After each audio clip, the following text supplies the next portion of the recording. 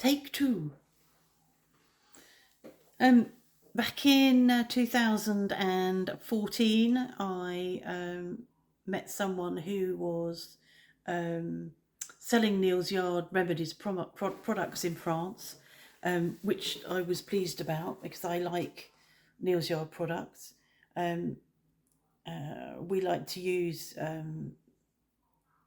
organic products around us if we can. I try and use as much as organic stuff in terms of cleaning stuff and um, facial stuff and whatever. Um, so I had a party here and I joined and became a consultant. And I did a few parties. What I really liked was I had an online shop, so people could go to the shop and buy from me, and I didn't have to do anything apart from advertise the shop really and let people know about it. Um, and I did that for probably about 2 years until I got sick, and then I wasn't able to do all of the things I needed to do. It wasn't a lot, but I just wasn't able to do a lot. So I stopped doing orders for people locally so that I wasn't going out delivering and things like that.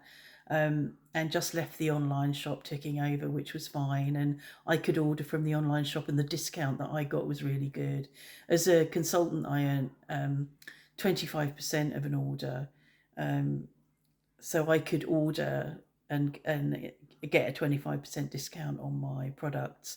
And at certain times of the year, if there was a sale on, I could get 30, 40, 40, 45% off some of the products. So that was good. It was delivered to France. That wasn't a problem. The cost of delivery was a bit more expensive than in the UK, but other than that, it was fine. And then at the end of last year, Neal's Yard stopped their connection with France, which meant that those consultants that were working here were not going to be able to sell Neal's Yard products anymore in France. And all of that will be to do with Brexit. And quite a few companies adapted, didn't they? After a while, they worked a way out and worked out how to do it and adapted and then began to send again to Europe. But it seemed that Neal's Yard weren't willing to do that, which was a shame. So the only way I could still get Neal's Yard products for Mark and myself were to order and then send to a friend who was coming over. So our friends came over in May and we ordered and sent to them. And or no, did we pick up? I might have picked up an order in July. I can't remember when we were over, or they might have delivered it. So I thought that's okay. So here we are, it's October. A couple of weeks ago, I realised that I was getting quite low on moisturiser and my favourite facial wash. So I thought I'll do an order and I'll do a big order. I'll double up on everything, which is a bit risky because they're bio. They don't have such a long shelf life. But I thought, okay, I'll have one final fling. Did a big order through another friend who lives in near Swindon, and as I placed the order, I sent it to Phil. I thought I'll send it to Phil and he can post it to me, and that'll get around the whole palaver. Stupidly not thinking, and as I placed the order, I realised that I was paying VAT on it, and know that what I pay this end on stuff coming in from the UK is TVA. So if you get stuff from the UK that you're going to pay for when you get here, quite often the VAT has been left off if they know they're sending it to France, and then you pay TVA this end. But of course I'd sent it to Phil, so I'd paid VAT. So the post lady arrived this morning with my big parcel of Neal's Yard products, and I paid €66, which was not very good. It was like, oh. And I also know that I've got probably 3 more parcels to come that I have ordered online, assuming that they're coming from, 2 of them are from Amazon France, assuming they're coming from Amazon France, but they're not. I've ordered them, and I think they're coming from Canada, and I think I'm going to be paying tax on them.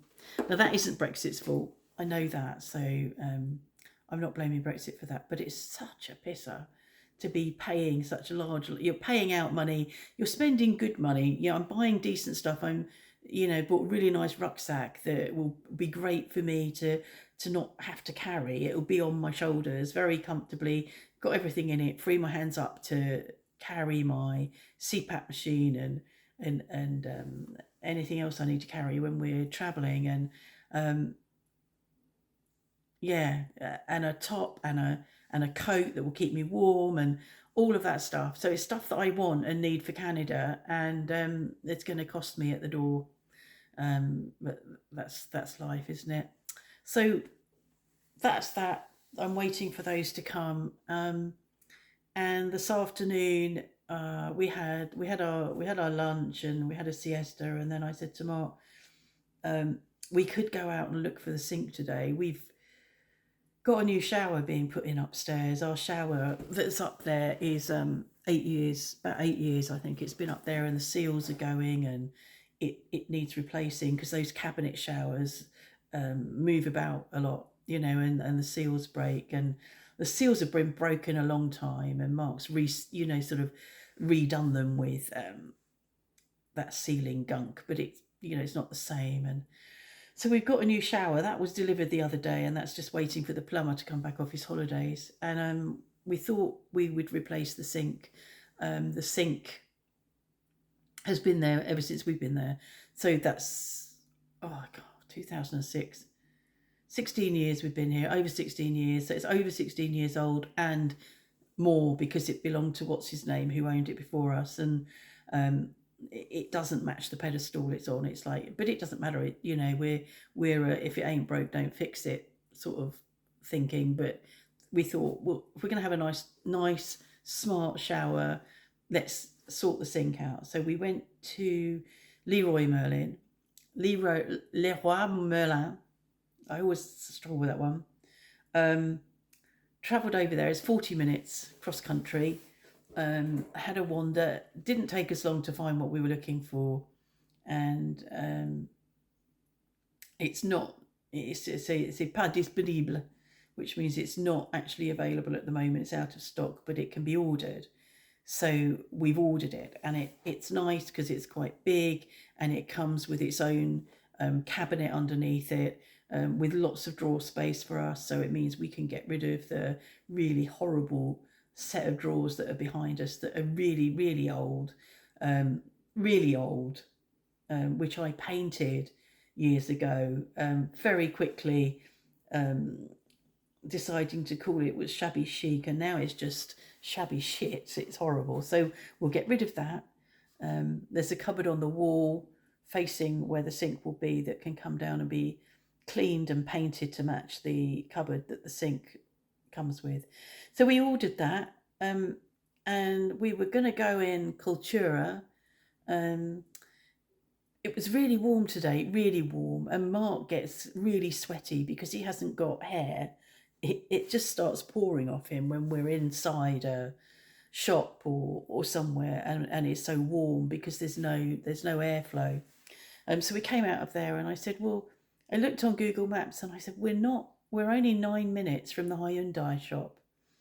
And he has been researching for months and months and months what car we will buy, what electric car we will buy.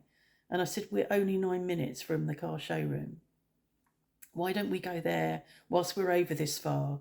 Because it's always a bit of a trek. It always looks a trek to us, as like the planets needed to be aligned for us to go to Leroy Merlin. So we got in the car and on off we went, and it was really, really simple until the last 5 minutes. And then we found ourselves looking at it, and we could see it over there, but we couldn't get to it. It was right on the end of a big zone, industrial. Was it industrial? I suppose it is industrial. Right on the edge of that, where stuff gets added and where there was once a road there isn't, or a road is no longer where it was, and so the 9-minute journey took us half an hour, and we were a bit frustrated by the time we got there. So we went to look. We'd already looked when we were in Kent. We'd had a good look round. We'd had a good chat in the showroom in Kent, so we knew what more or less what we wanted, although we hadn't quite fixed on a colour. And I said, well, let's just go and look and check out and look at the timings, because there's a long waiting list for electric cars. And I think many of the electric cars, I think the Hyundai is the one that hasn't got the same length of waiting list, because many of the electric cars, their looms are made in the Ukraine. So that's put a big, the war in Ukraine has put a big spanner in the works there. But I've got a feeling Hyundai make their own looms. Anyway, there we are. Walk into the showroom, have a look at the car, talk to the sales lady, sit chatting to her, think about what we want, think about what colour we want, check how much it's going to cost, check how long it's going to take, check that we can have the things that we want, look at each other and say, well, is there anything else we need to talk about? And she said, and I know that this could be a sales pitch, but I don't think it is. She said, the problem is that all cars are going up on the 1st of November. It's not just in France, it's global. We took her at her word. We were going to order it anyway. So, but it meant that going away was probably not really going to be a good option, because it would have meant trekking back over there, because we're nearly on the 1st of November. So we sat and looked at each other, checked it out, chose a colour, and we've ordered a car, which is a bit of a shock. But we've done it. And we've been planning this for months and months and months, and just didn't have the energy to drag ourselves over to the other side of Poitiers and actually do anything about it. And today we did. And it was not that hard, actually, to understand what was going on. We were twice complimented on our French by the person in Leroy Merlin and this woman. Maybe it's because we were buying stuff from them that they were being complimentary, but it wasn't as hard as we thought it would be. And it feels really, really frightening to have spent the money, or we haven't spent that money yet, but to be planning to spend that money on a new car.